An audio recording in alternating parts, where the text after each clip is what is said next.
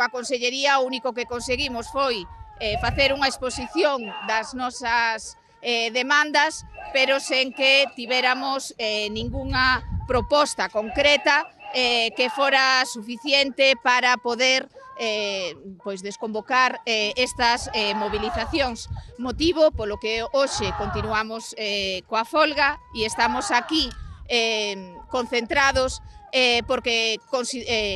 seguimos esperando a unha nova convocatoria que iba a ser no día de hoxe, pero que xa nos comunicaron que hoxe non iba a poder ser por cuestións de axenda da Consellería e que quedará adiada para outro momento. En teoría, e iso mentras non teñamos unha data concreta,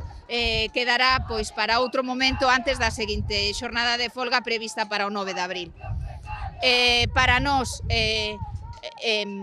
a solución ten que pasar con medidas concretas para todas as categorías da atención primaria e, mentras tanto, pois seguiremos coas nosas reivindicacións e seguiremos pois cas movilizacións que sexan necesarias.